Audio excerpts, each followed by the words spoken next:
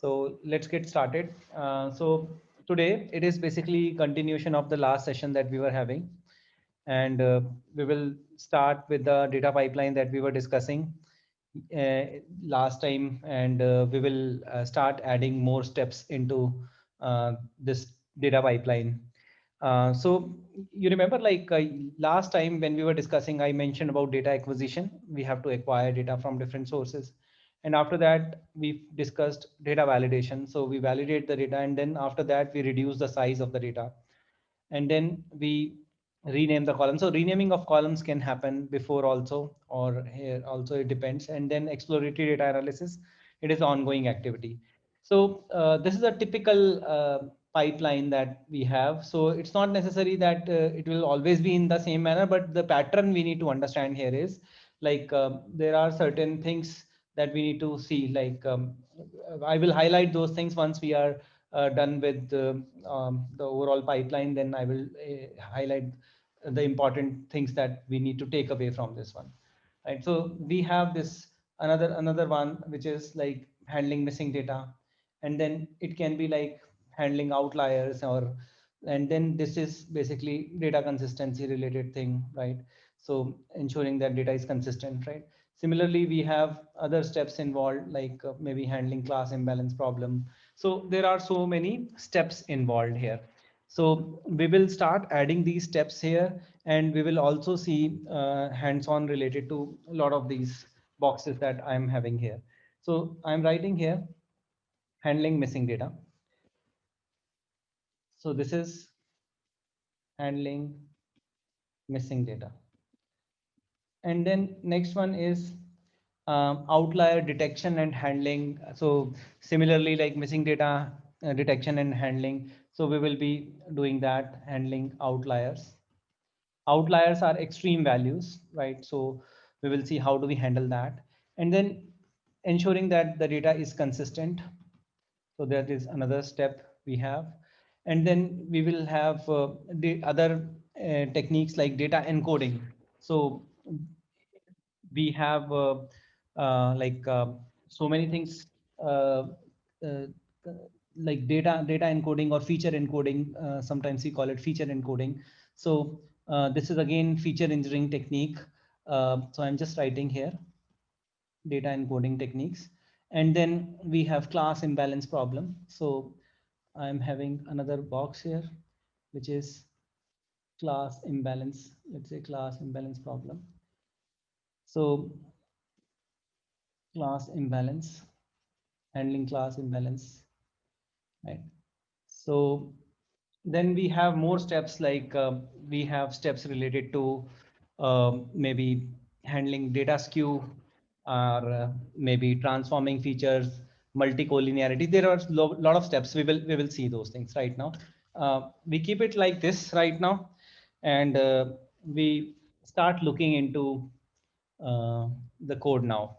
So uh, last time we discussed till this point, and even we could not cover the data visualization part. Maybe we'll have a separate meetup wherein we will be talking about data visualization. But for the time being, I will move on, and I will start going to the moving into the code. Like this is the Jupyter notebook we were discussing, yes, last time, and we covered till df.rename. And this is there in our pipeline, like renaming columns. We covered this part. We could not cover data deduplication, so we want to cover this also. We did discuss about column pruning, how to drop columns, and data filtering, and data validation also. We can do through various ways, like data filtering related things, but we can validate like if data type is fine or not, and if there are any issues with the way we are expecting data. So now I will be moving into handling missing data. So I will start discussing how do we deal with missing data. So very first question is, what is missing data? What is the definition of missing data? Like, what is the definition of missing data?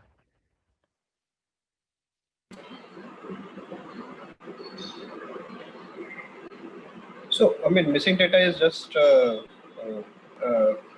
say it depends on use case to use case, but say suppose in one problem I'm needing that data and data is missing.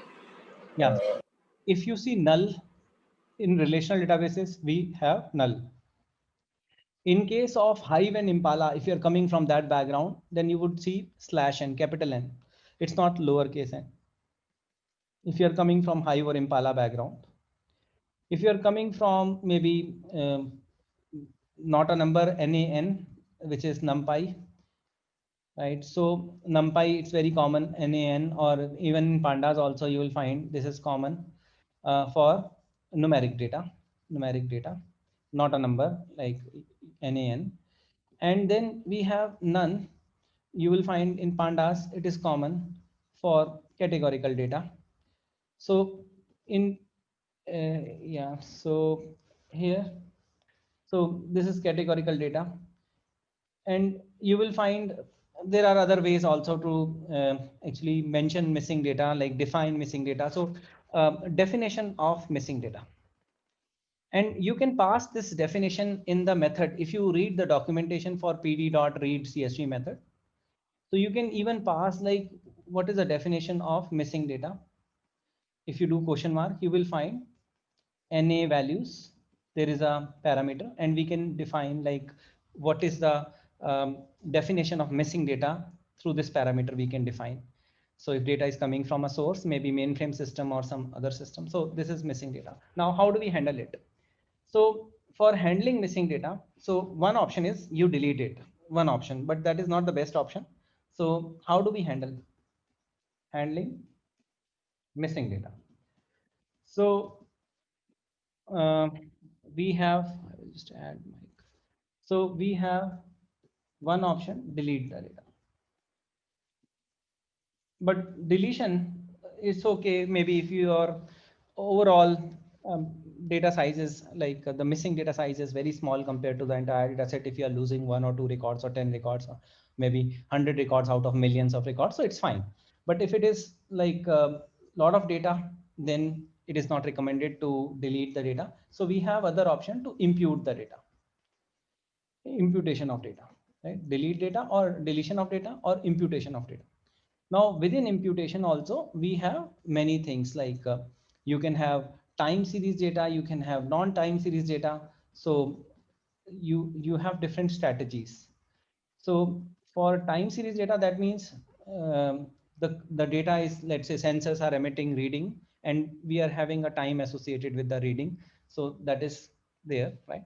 So this time series data, this data is coming and here we have some data missing. So for example, let's say we have temperature is there, and temperature we are getting maybe from smart meters or maybe from some sensor, we are getting temperature and we are getting readings from smart meter or maybe temperature reading coming from sensor. So let's say we have 10, let's say 11 degrees Celsius, or maybe some values, 12 degrees Celsius, 12 degrees Celsius. And then we have NaN, this is missing. And then we have, let's say 14 and then 14, something like that. So one strategy in time series data can be like forward fill.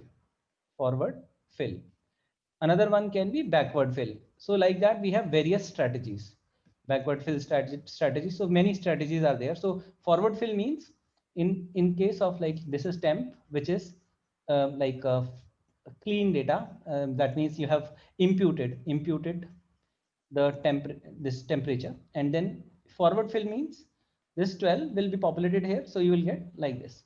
If you have a temperature where you are imputing in with a different strategy, this is also imputed. This is imputed with a different strategy, and this strategy is backward fill. So in that case, this is forward fill strategy, and this is backward fill strategy. So in backward fill strategy, you have, let's say 14 here, 14 here, 14 here. So this is populated backward. 14 is populated here. Forward fill 12 is populated here. So this is one strategy. This is another strategy. And then non-time series data, we have many options in non-time series data. For example, if I just, we don't have space here, so I will just make use of another whiteboard. So for non-time series data, we have many strategies. Again, there can be mean strategy. or there can be median strategy. There can be reading here. Mike is saying something. I'll just average. Yeah, so you can use average. So there are different strategy. So mean strategy, median strategy. So we can use like we have another one like a mod strategy. So Mike just mentioned like Mike used average. So this strategy is fine when we don't have outliers. When we have uh, when outliers are not impacting, or we have, let's say, no outliers, then it's fine. But when we have outliers, when we have outliers in the data, so median is not impacted by outliers. So that is another benefit. So if you have numeric data, you have, this is numeric data, so then these strategies, they are good. Maybe you have categorical data, then mod strategy, maybe the most frequently occurring value, most frequently occurring value. But this is not the best way to impute most frequently occurring value, right? So that is another one. But like uh, actually there are many other strategies. So some people say that I want to impute the missing data with maybe zeros. Some people say that I want to impute the missing data with maximum value, minimum value. So there can be different ways. Now there are many strategies. Now which strategy is the best one, which one we should go for, because there are like different strategies. So in general, domain expertise, knowledge of data, and knowledge of data, that means like if you have certain value in that attribute, then, or the feature, then what it will impact and how it will impact. So these things are very important factor. This is the best strategy, or best strategy to impute data. Best strategy to impute data is your domain knowledge. So let's say you are imputing data. Let's say people did not give the age, and people are traveling, let's say in like maybe flight, and like young people mostly travel in economy class. If you are coming from airline domain, then you will say that economy class people did not give the age, and people who are in business class, they did not give the age. So you can say that I know my domain. Let's say I know my domain, and based on my domain knowledge, so my domain is airline domain, let's say. So in airline domain, I can say business class, the mean age is higher. And in economy class, the mean age is lower. You are a domain expert, you are an airline domain expert, and you know how ticket bookings happen. And people like who are young, they try to save money, they don't have money, or maybe they are trying to save money. So average age maybe within this 28 years, maybe approximately around this.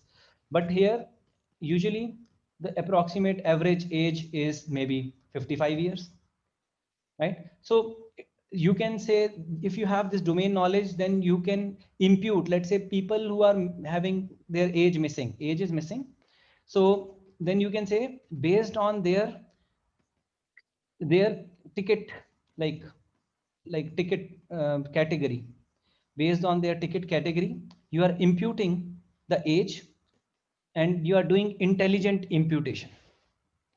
You are doing intelligent imputation. I hope you got it. Like imputation, there are many strategies we discussed. We started with this, what is the definition of missing data, and then we discussed how do we handle missing data, and then we discussed like various strategies of imputation, and then we discussed which one is the best way to impute data. It is your domain knowledge, and uh, like knowledge of data as such, like because even if you have domain knowledge, and if you are not having comfort with the data catalog, or you are not sure like what does this particular attribute mean, so you have to refer to your data catalog also, like metadata, and understand like what does it mean. Like if some value is 0, then what does it mean? If some value is -1, then what does it mean? So you need to know that part before you can impute the data. So we started with this. So we are here right now, and we covered other steps already, and we are discussing handling missing data, right? So in the code, we have many things, right? So in the code, we will be using various methods. So we have a method like drop NA or maybe fill NA. So we will be making use of these methods also, and we will be looking into that. And like last time we covered column pruning already. So there is a method called drop. So this drop method, we can specify which attribute we want to drop. So I will just check, did we cover drop or not before, like last meetup? I don't think we covered like that. So let's start with something. So we were having this data frame, and this is a data frame. This is users data frame, and we are having data which is having user ID and then age, gender, occupation, postal code, and this is an indicator variable that we added. So we did some feature engineering also last time, and we added this indicator variable. And if you remember, like we were discussing, feature engineering helps us in getting better model performance with less amount of data, and we can train our models faster, right? So that's what we discussed related to feature engineering. Like feature engineering is a very vast topic. Like I'm just adding that also here because this will help you in understanding overall, like what is feature engineering. We covered feature engineering. It is simplifying model input. In feature engineering, we have many things like feature encoding. So we have a thing called feature encoding. And in feature engineering, we have feature scaling. And then we have feature enrichment.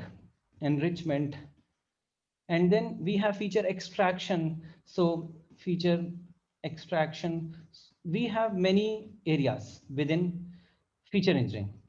So if you see, like feature encoding or data encoding, we also call it data encoding.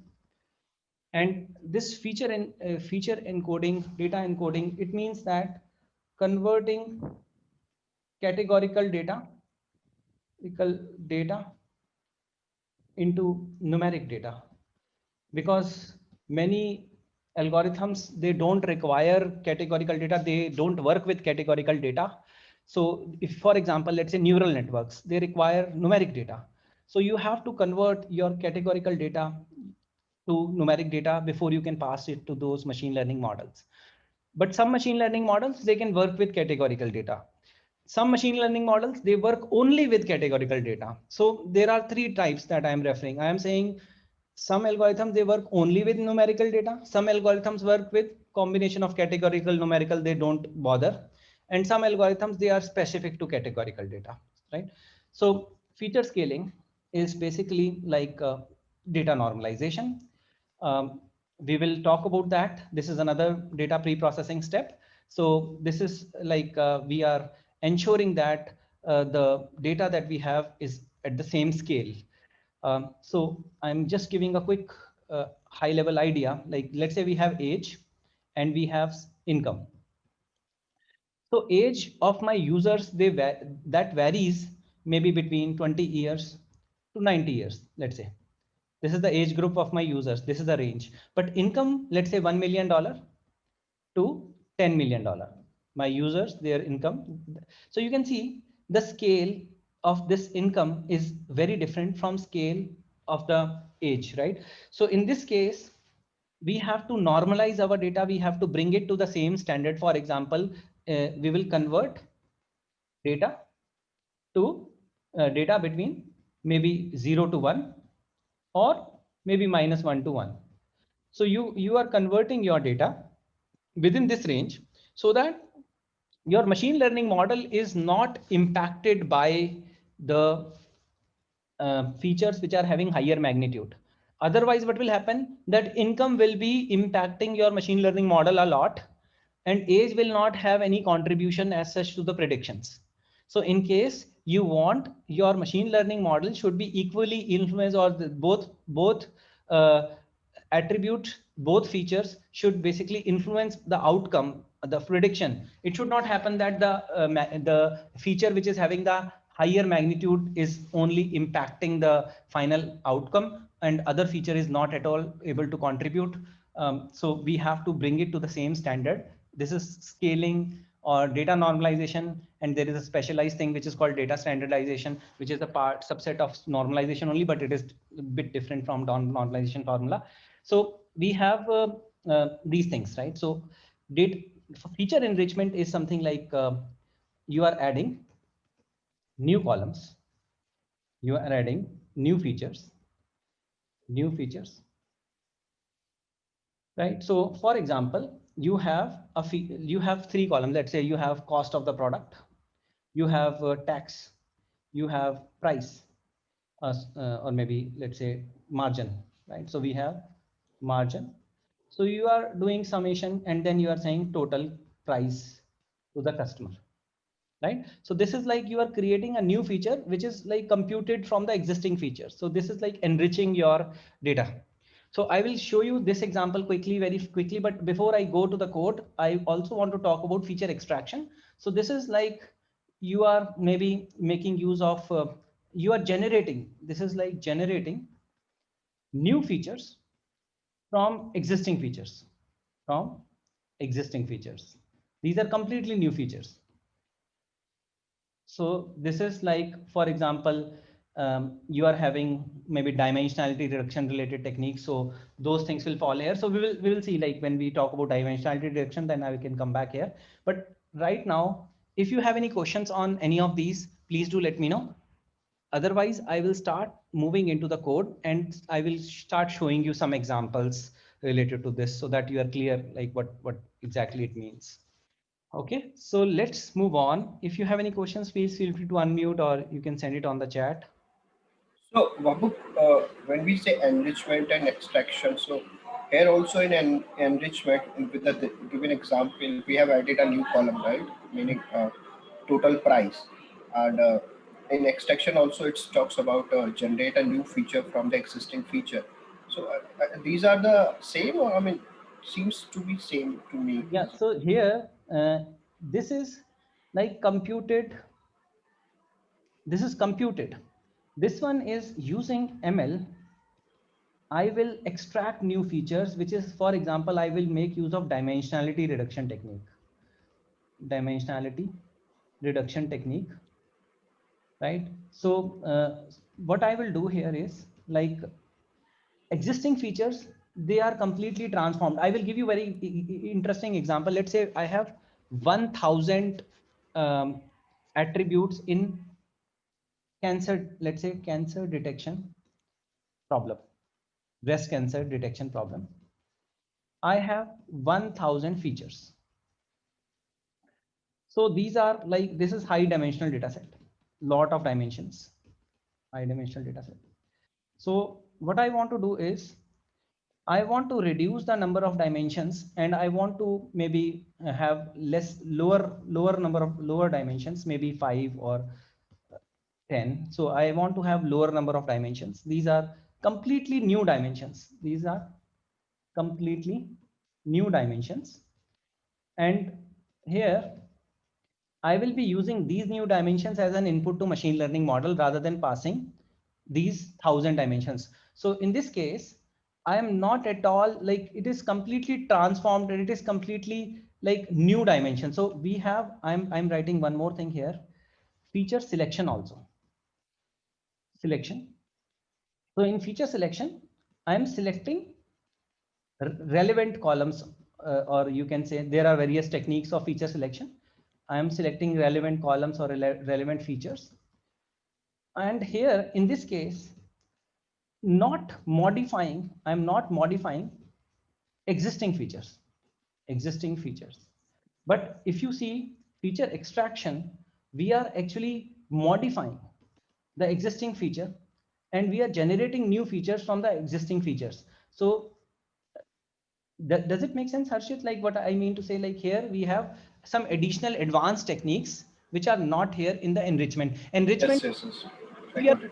engineering background, I remember you mentioned this thing, you are coming from data engineering background. So in data engineering, you must have done enrichment of your data or metadata in the Kafka messages also, like you are adding new attributes or maybe Flume also, or there are so many other technologies where we do enrichment on day-to-day basis, right? So you are basically computing something basic computation. It's not like ML is being applied, it's like basic enrichment that you are doing. But here it is like a complete algorithm which is basically working and ensuring that we are able to get the like principal components from the features. So we will see, like when we talk about dimensionality reduction, then it will be much more clearer.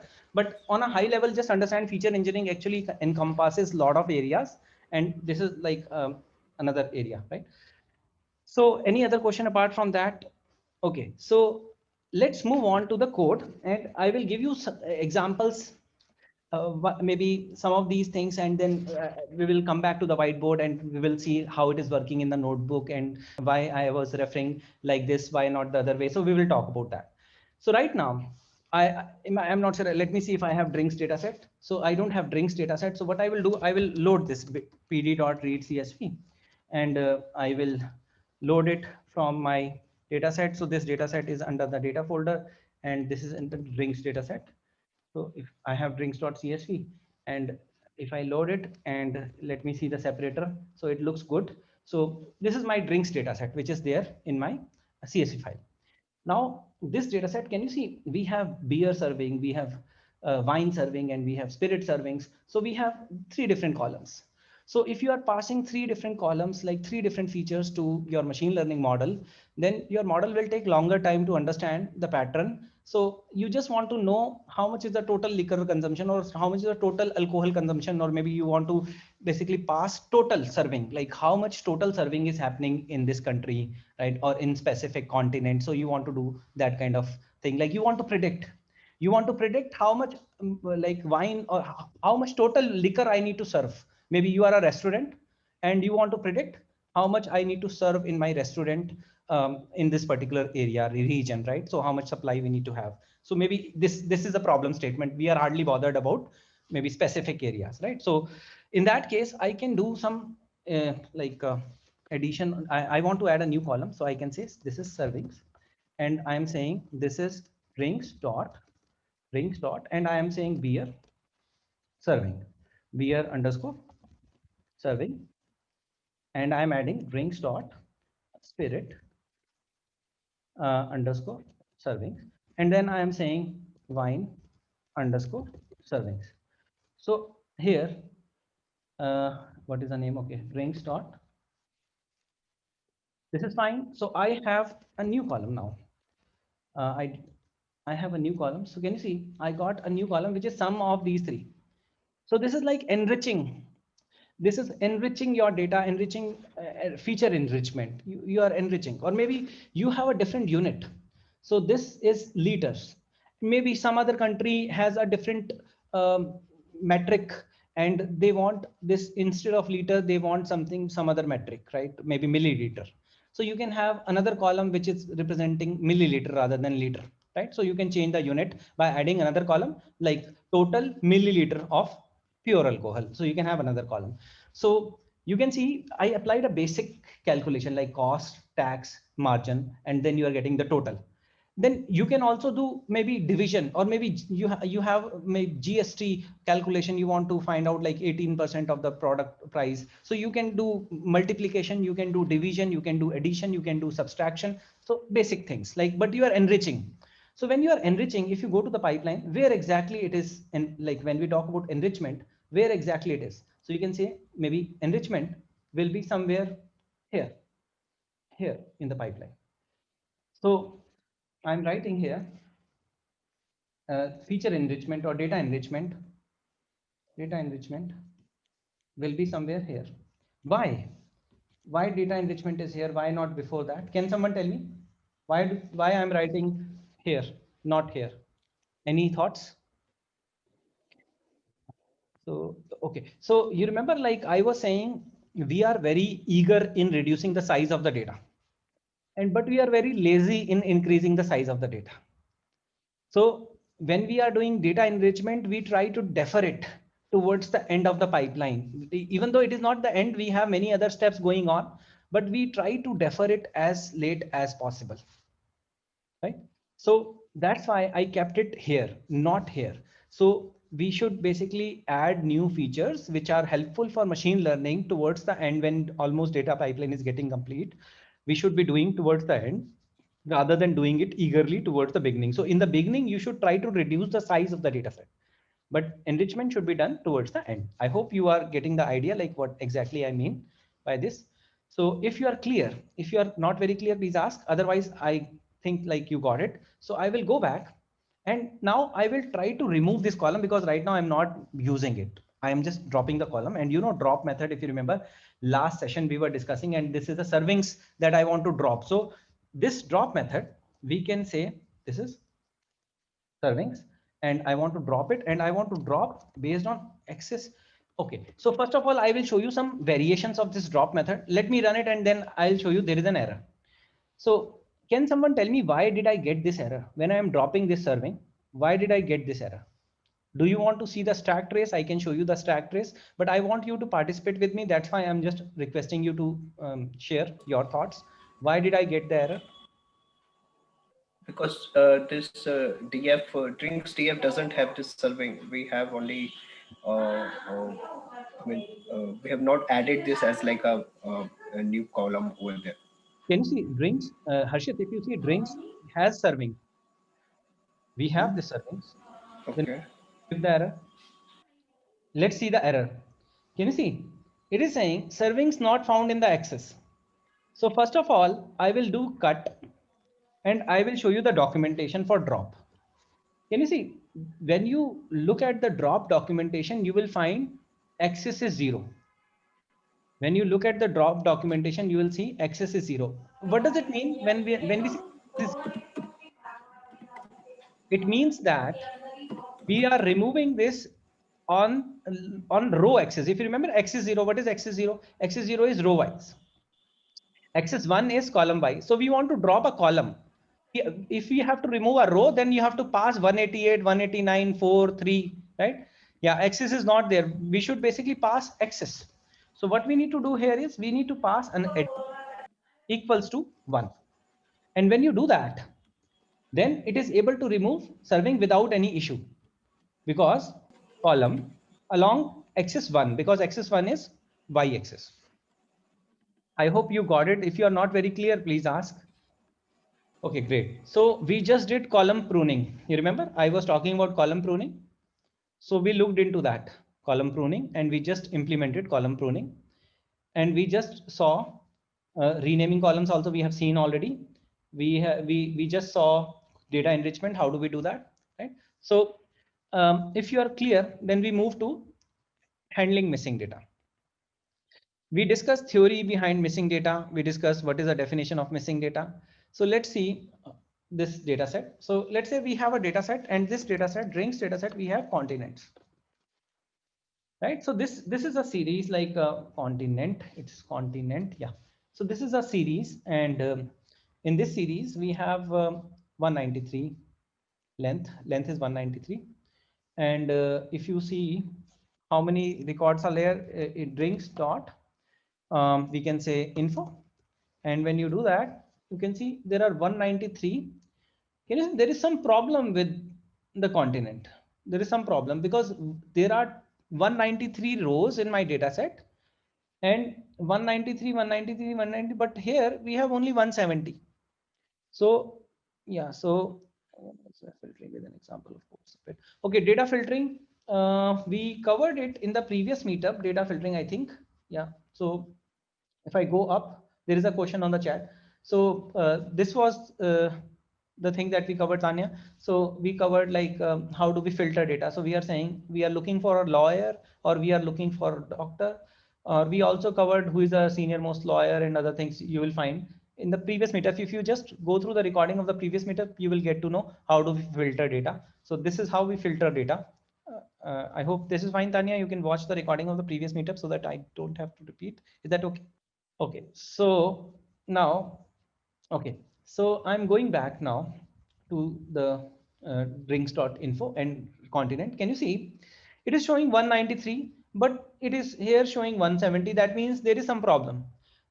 That means like if I just do drinks dot continent dot value underscore counts, right? So we see that it is showing us maybe some like which continent having how many um, records, right? So we are looking at it. So I want to show you, maybe just see this part. Let's remove this, let's run it and apply question mark. Can you see drop NA is true in case of continent? So when I say drop NA is true, that means by default value underscore count does not give me the missing data. So if you want to see the missing data, can you see value underscore count did not give me anything missing. It is only showing me the data which is present. So if I want to see the missing data, then what I have to do is like I will copy and I will paste it here and I will specify drop NA equals to false, right? So by default, it is dropping the NA. That means it is dropping the missing values. So it is, but that is the implicit or the argument which is already there, default argument. I want to override this default argument. I want to specify drop NA is false. So when I run it, can you see 23? There are continents, 23 continents which are having missing value, and this actually validates our basic assumption or basic like finding also, because we were looking at 193. There are 193 continent, but if you see 170 are having non-null, right? So that means 23 are missing, and we can validate it through another way that we just did it. Like we just applied drop NA equals to false, and we can see there are 23 continents which are missing. So this data is having some missing values. So what we want to do is like we can also like maybe have another thing like is null. So if you do is null, you will see, oh, there are so many like a false, but there are some trues also, but we cannot see here. So how we can see? We can simply do dot sum. So when we do dot sum, it will tell us there are 23 continents which are missing. So this is another way to look at the data and see like which particular thing is missing, right? So I hope you are getting an idea. How do we find out missing values? If you are not very clear, please ask. Are we clear with this thing? How do we find out missing value? And if you are okay, yeah, Harshit, please go ahead. No, I'm saying that yeah, we got the way that this is few of the ways that we can find it. Yeah. Great. So now can you see like is null? So you want to find out which ones are missing. So this is filtering. Tanya, this will help you in knowing like if you want to filter and you want to see 23 records which are bad. This is like bad records, or you can say missing records, or they're having issues. So you can easily find out this thing like this is all missing, 23 continents which are missing. And let's say you are interested in only the non-missing. So maybe is not null. You can apply that is not null, or maybe just null, not null. Yeah, this is fine. So 170 rows. So these are not null, and this is missing data, and this is clean data, right? So in case you are thinking of removing those records which are having missing and you want to work with clean data, then you may follow this approach, right? So now when we were looking at this, it was very difficult to understand continent is null. So another option to actually explore this is maybe you can just do Control C and then you can say plot. And then you can say kind equals to bar. Okay, so when you do that, let's see what's the error, no data to plot. Okay, so we have dot sum, right? So we just apply this sum and we remove this is null. Okay, yeah, this is fine. So I wanted to show you like which particular field attribute is having issue. So we can see other attributes are having zero nulls or zero missing value. If you remember pandas, what is the definition of missing? I was saying in pandas also we have like none or null, you will see, but this null is not database null. We also have is null, right? So we check missing values through is null, right? So you can say these two things. This is a data type, but this method is null, and this is for numbers. So we are using this pandas and we are checking if it is null or not. This is also basically definition of missing data, and it is giving us like continent is having issue, and 23 rows are having issue, and other attributes are fine. There is no problem. So now if you got it, then we have a method called drop NA. Drop NA method, like, first of all, I will show you the documentation. Whenever you work with pandas, always use question mark. Or if you work with NumPy or if you work with any other library, I would highly recommend apply a question mark and then run it and see like the documentation. So in drop NA, we are saying that we want to remove this missing data. So there are many techniques of removing missing data. So you can say, how is any? By default, how is any? And access is 0.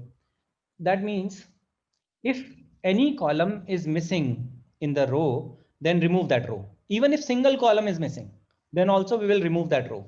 So if I just use drop NA, then can you tell me what will be the output if I run this? Can someone tell me what will be the output if I run it?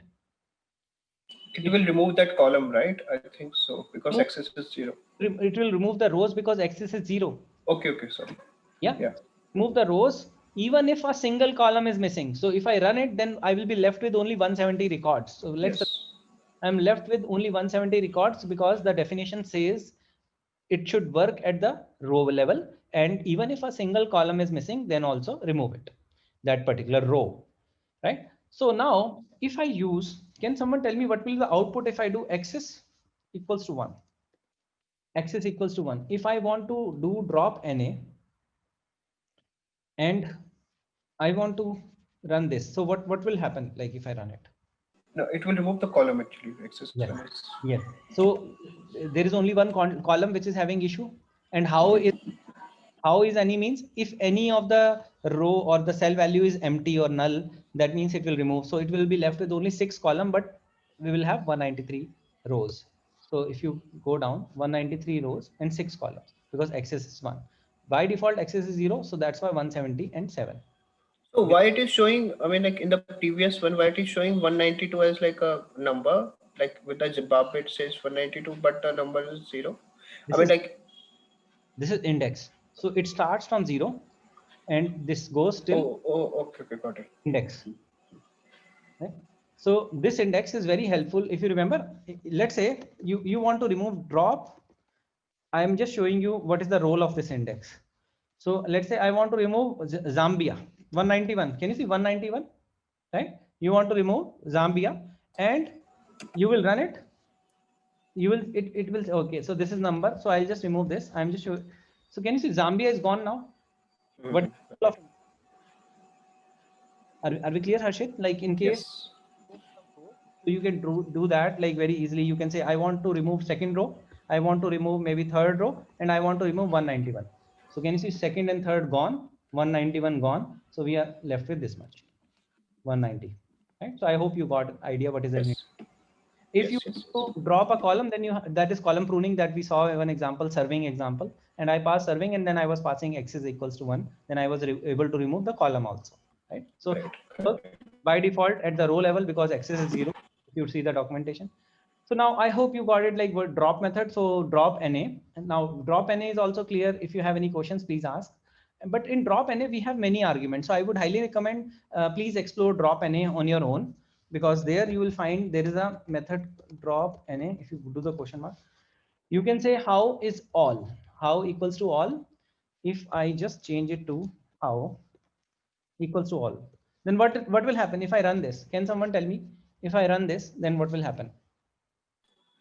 I think it will remove all the columns, maybe, I'm not sure. It will not do anything. Reason being, when we are saying how equals to all, that means remove only those rows which are having all columns null or missing, right? So if I run it, nothing will happen. It is still 193 and 7. Yeah. Okay. And then we have a threshold also, in which we can say if more than 50% of the data is missing for a particular row, then only remove it. Right? So these kind of things you will find threshold based. So you can play with this. If I go into threshold, then it is going to take another half an hour. But the idea is not to, yeah. So I am just looking at your chat, Tanya, now. So drop all. So sorry, I missed it before, but like I will just actively look for your messages in the chat. Okay. So now I'm moving on. We were discussing drop NA. So now I want to fill NA. So I have a method fill NA, and we want to fill NA with something, right? So we have we have a continent, and I have fill NA. I want to populate with, let's say, North America. So I did fill NA, and if I just do control C dot value underscore counts, and I'll say drop NA equals to false. So this is having, so I did not do in place equals to true. So if I do in place equals to true, then let's see the documentation first. So what I will do here is, it did not reflect the change. So I want to show you what is the documentation saying. So can you see there is a in place equals to false. Do you remember last time we were discussing the significance of in place? What is in place? Yes, yes, yeah. What is that? Do you remember? Yeah. So it is like we want to mutate we can mutate the data frame. Very good. So I am saying that the value that I want to mutate is like, or update is like NA, and here North America, all the missing continents are North America continents. So can you see, if you are a domain expert, then you know that the missing continents most likely will be North America. You can actually, based on maybe certain factors, or maybe based on other features, you can actually determine. It's not the best way right now. I'm blindly doing North America for everything, which is not the best approach. So you can write a custom method wherein you can apply logic, business logic, and based on that you can say, let's say you have like country, and based on that you are able to, or maybe you have something else, like, which is basically indicating, giving you more idea, like maybe you know, you have some domain knowledge that wine is more popular in this particular continent. So if wine serving is greater than 100, then this most likely this will be the like, so then you are doing intelligent imputation. And that's why I was saying, like, having domain expertise helps a lot in doing the correct input, or maybe imputation which is closer to the real world. So now I'm coming back to this part. So I was mentioning this thing, value equals to NA, and then in place equals to true, right? So when I run it, and I will just copy and paste it here and run it. Can you see NA is now here, North America 23. These things are now populated, filled with this North America. Okay. So this was basically handling missing data. And when we are saying that we have data, so if you have any questions on the missing data, please do let me know. I hope you got some sense, like how do we delete data, how do we impute data, and the best ways to impute the data. So we just discussed those strategies on the whiteboard also. And if you just do fill NA, I mentioned there are many strategies. Let's do question mark. Can you see there is a strategy called F? Can you see F fill, forward fill, and then B fill, and then padding, and then this is like, there are many strategies, right? So similarly, you will find mean strategy, median strategy also. In Spark machine learning also, you will find these strategies are there. So if I go to the documentation of Spark ML, even though we are not discussing Spark ML, but I am just showing you the strategies for imputation, imputer strategy. So I want to correlate in Spark. I'm just going to 2.2, but now we have 3.x. So we have imputers, and these imputers, you will find strategy. And this strategy, imputation strategy. So even though we discuss this concept, but you will find, can you see mean strategy, median strategy is available in the Spark. But in Pandas, we will have much more of like Pandas imputation strategies. So if you go there, you will find there are different strategies. This is much more matured knife in the kitchen. And if you remember, this is a bigger knife, Spark is a bigger knife, this is a smaller knife, but this is much more matured knife. So I'm going to the strategy of imputation. So here, can you see mean strategy? This is simple imputer. This is another way. We are using pandas, purely pandas, but here SciPy is being used for imputing. So most frequently occurring value mod you want to impute. So I would highly recommend, like whatever we are discussing, please do look at the documentation also, because you will learn many new things if you look at it, right? So you will find something interesting, like how do we impute based on the machine learning. So this is like another way. So you can say imputation. This is time series, non-time series, and then there are statistical method. There are like maybe ML based methods. So you can say ML based methods. These are statistics based methods that we just discussed, right? So in ML based methods we have k nearest neighbor. So when we are discussing k nearest neighbor, then you will get to know, like you are known by the company you keep. So if you're in the like company of good people, then most likely the missing value is like very similar to the people around that person, right? So that is the concept of KNN, right? So KNN we are going to discuss later, but for the time being, I hope you got it. Now, if you this is clear, you got some idea, I would suggest the next steps are to look at the documentation, understand it through maybe just doing question mark and just trying out various things. Just run these examples, you will get to know a lot of things around missing data handling. Okay, so now we want to see, like we have data in our data frame, and this data frame is like drinks data set, and this drinks data set is having like country, continent. So if you want to do group by, and if you want to maybe find out some insights, because we saw some data pre-processing, but we have to do some data analysis also. So there is another step here, somewhere here. Once we have here, somewhere here, data analysis in the pipeline. So we have, I will just ensure that this is, so somewhere here you will find we have data analysis, and here we are having data merging and other things. So let's see data analysis. So this is cleansing data, and then you will be analyzing data after data cleansing is done. So if I go back to one of the, like if you remember the pipeline in one of our e-learning courses, I have this pipeline. If you go there, if you go to the pipeline, this pipeline, in this course we have this pipeline, and can you see this big pipeline? I'll just go to the this step here. So can you see this is data analysis, data pre-processing. So analysis happens after processing, right? And before that we have ingestion also, right? So I'm saying analysis is happening after processing, and processing will involve handling missing data and many other things. So this is data analysis, and this data analysis, maybe you want to do group by, you want to do sort, you want to find out top 5 users, or who are the frequently visiting users, who are the rarely visiting users. So maybe you want to do such kind of analysis. So now let's say we have drinks data set, and this drinks data set we are doing some kind of maybe group by, and we are doing group by continent, right?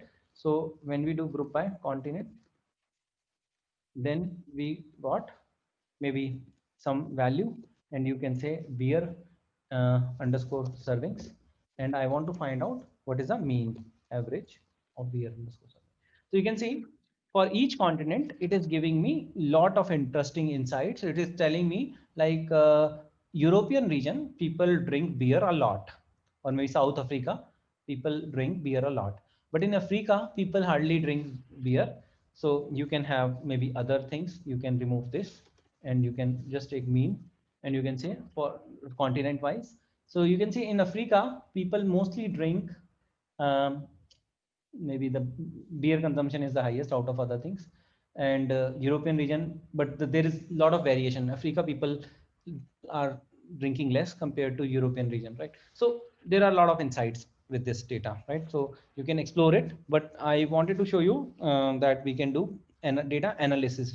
We can understand our data better. A kind of exploratory data analysis, also like iterative process, but usually you will find data analysis is done after data pre-processing, and also you have to merge data. So you have to bring data from multiple sources. I'm saying you are merging data, data merging, and you are merging data from so many other sources.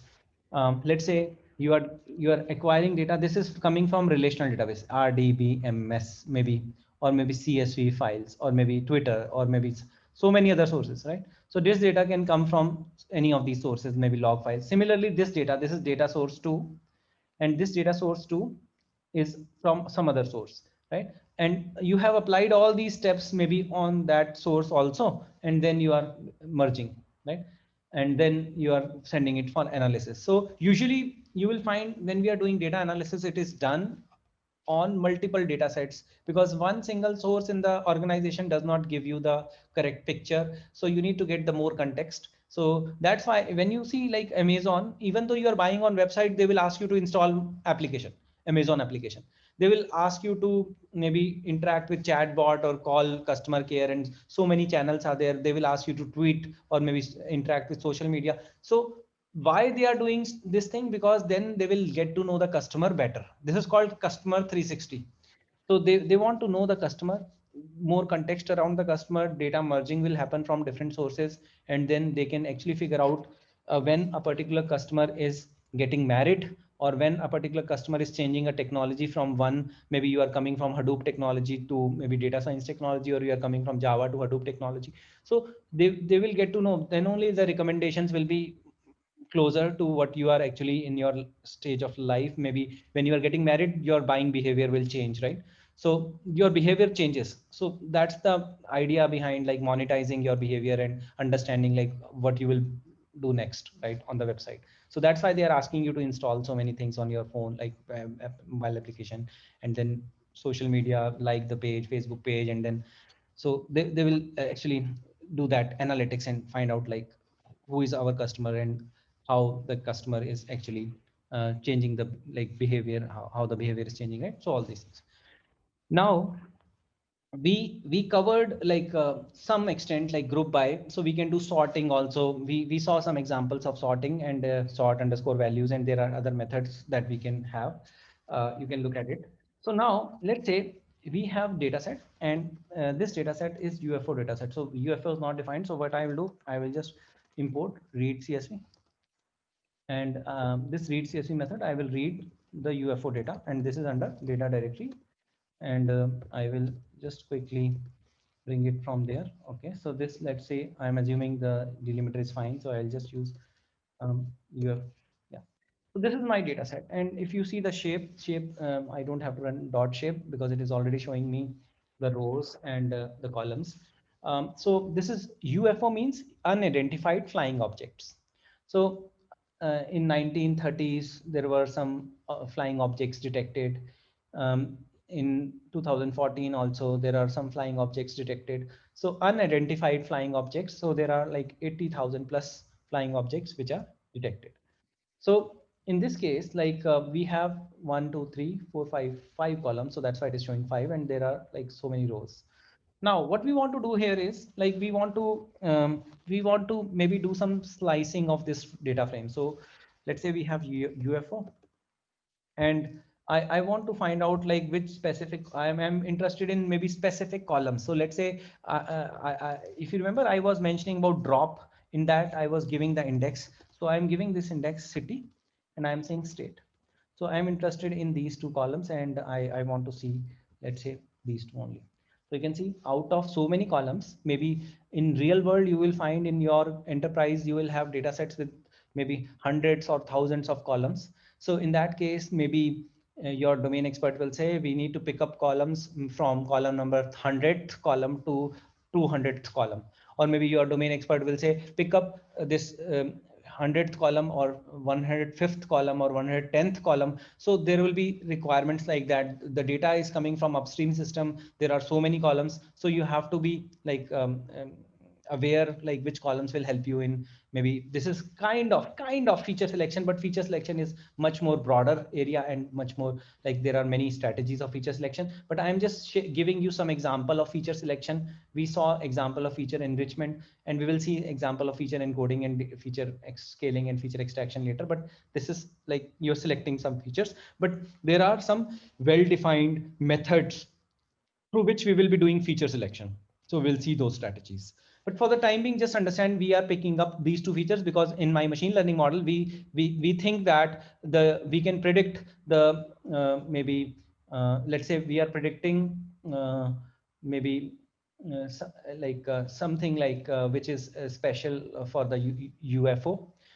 So you want to predict the weight. Maybe there is a column called weight, or maybe uh, your scientists have already got this information for the training data set and you want to predict the weight based on other attributes. So you're picking up some features and then you will be passing those features to the machine learning model. So that's the use case why you will be doing it.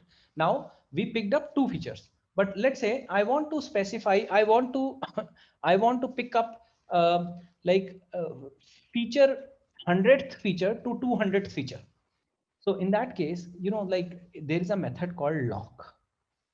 So if you do question mark and then you see, like in this method, we have two arguments. One is basically a row and another one is column. So when you are having this lock method, so what you can pass here is so first argument is which all rows you want to select. And then second argument is which all columns you want to select. So first argument, I'm just giving column. If you do column, that means I want to select everything, all the rows. And second argument, I'm giving city. That means I'm interested in maybe city or state. So you can specify this. So I am saying that I want all the rows because I have given first argument as column, which means like all the rows. And then I'm saying I need only one column. So this is one thing. And then you can also do another thing, which is like I'm interested in, let's say row number 0. Maybe I'm interested in only first few rows, maybe row number 0 to 10. And then you see like we got these rows and only one column, which is state. But you can also say that I want 2 columns or 3 columns. So you can pass these things very easily. You can just simply specify like instead of this, I want to, let's say I want to select 10 rows, but I also want to select maybe few columns. So this is called slicing the data frame. So you are having this, and then you are saying I want to select 2 columns.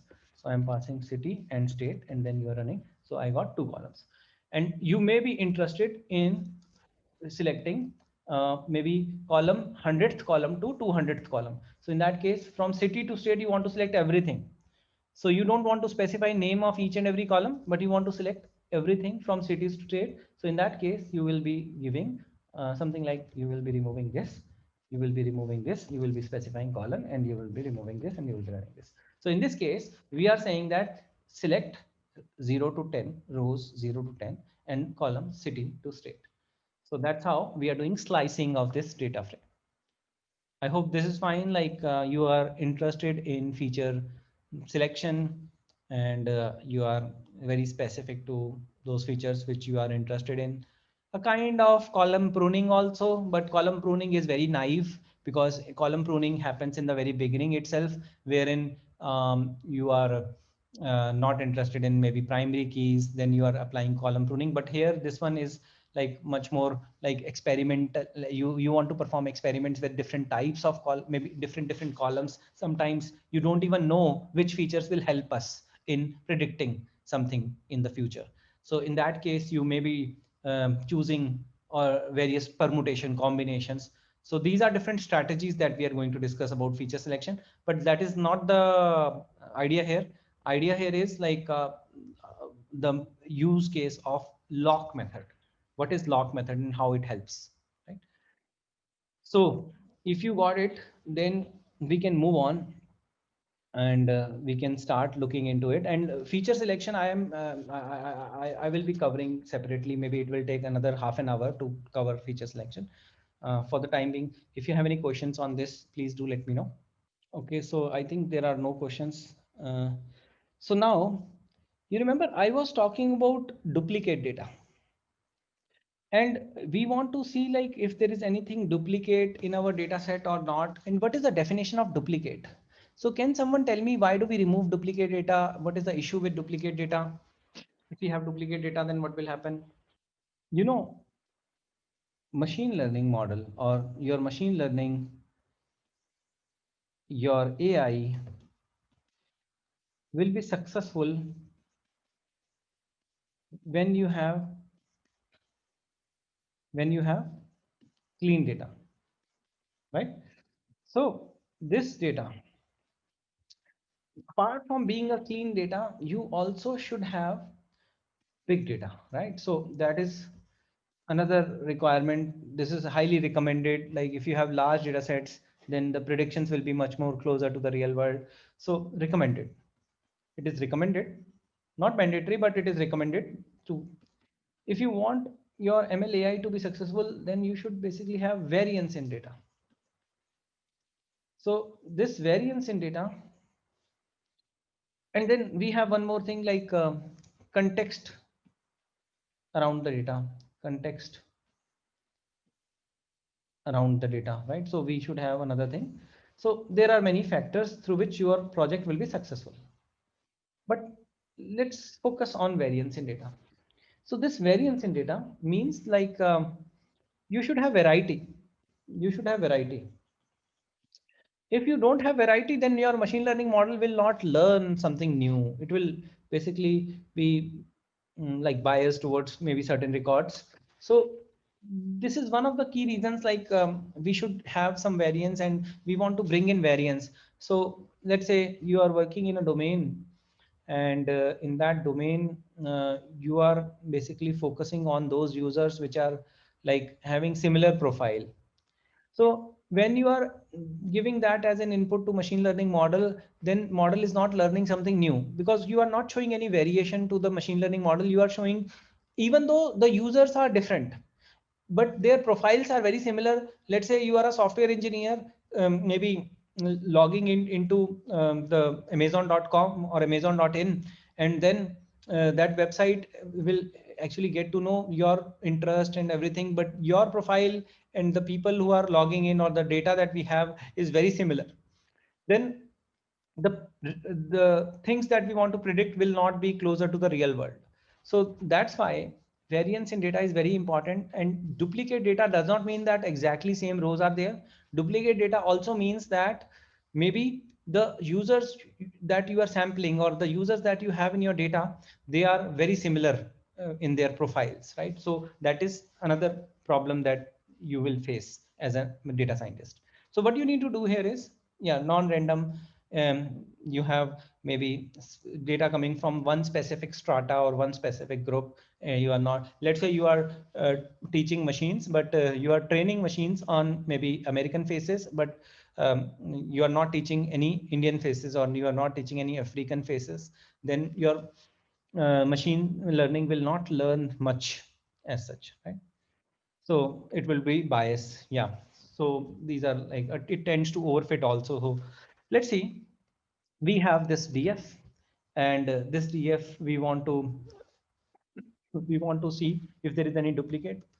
So we have a method is duplicate, like we have a method duplicated. We can see we got something like false, false, false.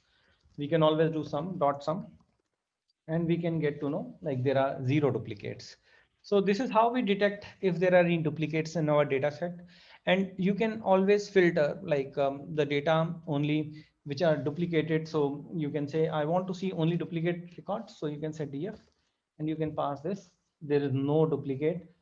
So you can say we have so many other methods, like we can say drop duplicate, so you can say DF dot drop underscore duplicates, right?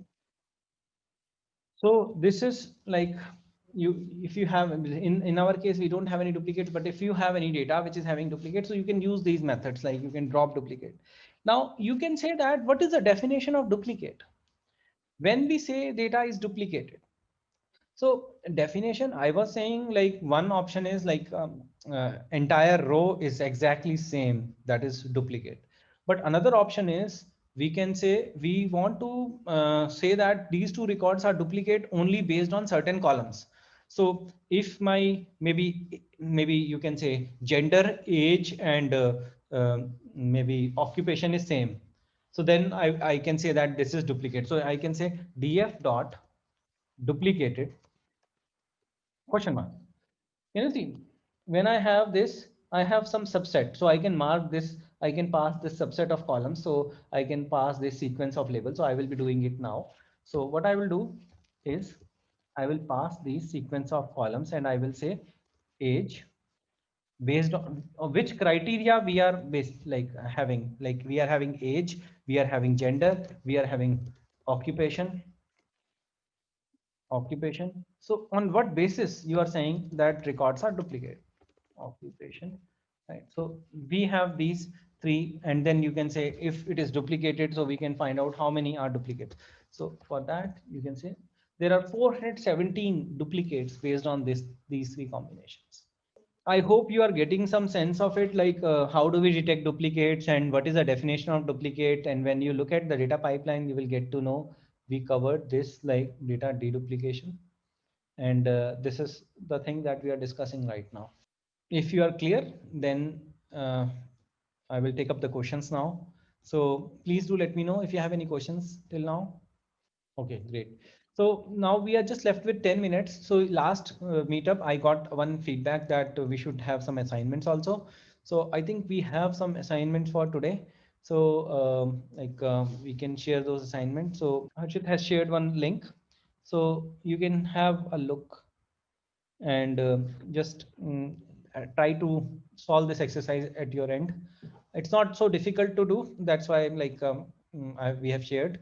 So just try it out. In case you are not able to do it, feel free to reach out to us, maybe through email, or you want to send some message on the YouTube channel itself. Like if you want to write in the comment, we can assist you, or you can maybe we can discuss in the next meetup. So that is it for today. So thank you so much for your time. So maybe I'll see you soon. We'll schedule another meetup, maybe in a week or 2 weeks. So we'll schedule another meetup, which will be continuation of this session.